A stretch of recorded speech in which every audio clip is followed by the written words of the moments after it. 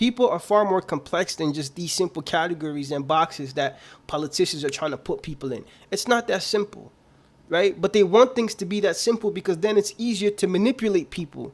It's easier to align themselves with your particular belief, and all of a sudden they already have a following of people. And all they have to do at that point is say the right things to make you happy. And this is exactly how we ended up with President Obama. If the American people really want to change, then it's time that people wise up to the fact that even the election is problematic. The day Americans decide we're going to protest the elections because we don't care whether the country goes left, we don't care whether the country goes right. We want effective change that is meaningful. And this idea of a democracy that we've been sold, right?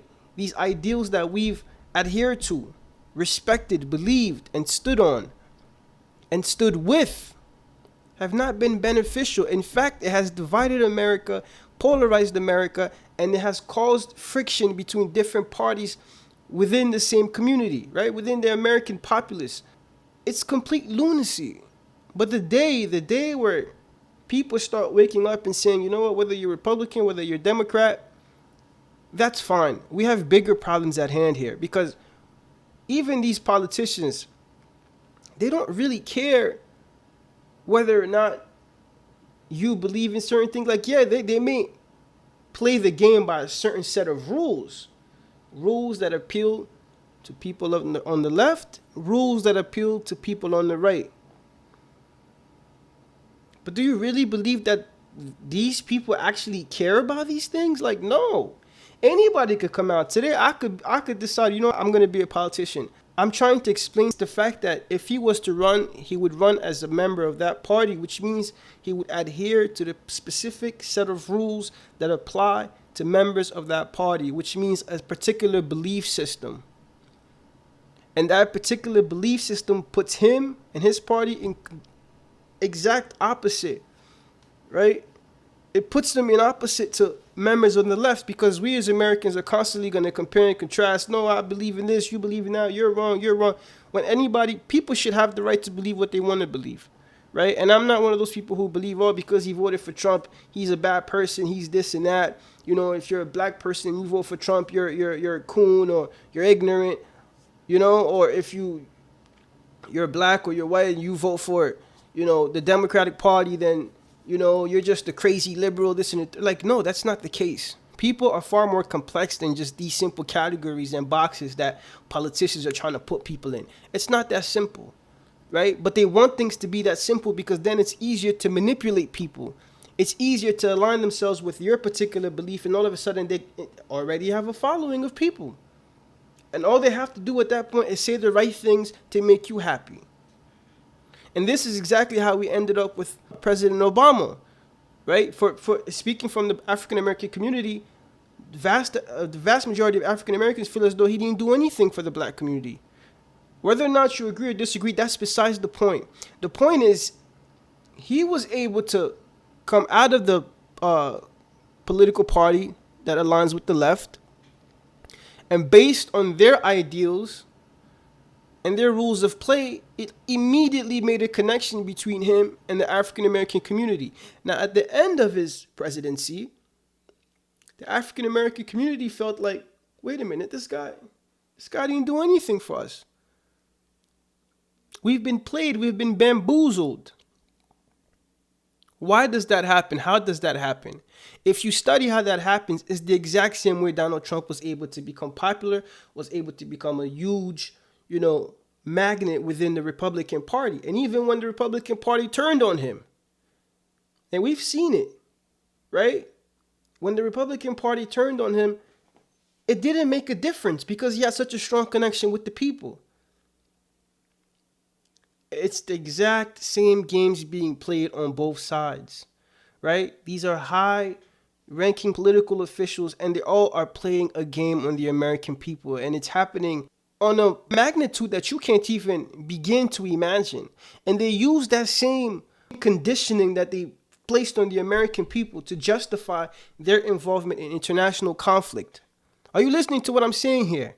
Because American people have been conditioned to believe in democracy so much so that here, on domestic soil, we allow politicians to do and say certain things that are against the interest of the public. But we believe in this concept of democracy so much so that we could reach a point where we're told, oh no, this particular leader of this country is violating human rights. Therefore, we have to invade his country and, we have to bring human rights over there. We have to invade. But in all reality, the government may have a completely different agenda than human rights, right? Than freedom. They may have an agenda in securing oil, in deposing a particular leader for another leader and replacing that particular leader with another leader who may be more lenient towards their concerns. Whether it's business deals, whether it's lessening the radicalization of the people of that particular country. Like, politics is a game that is played on a multitude of levels. It's not a single layer game where it's simple as, it's very complex. And sad to say, people are getting used left and right. And the number one victim in politics are the American people, the regular common people. People like you and I. People who are sick and tired of everything that's going on, but we feel like we have no outlet except a few politicians who come around us and say some things that may sound appealing to us, and thus we feel like, oh, this guy has our interest at heart. I believe in him. He's gonna make change. He's gonna be different. He's not like the rest of them.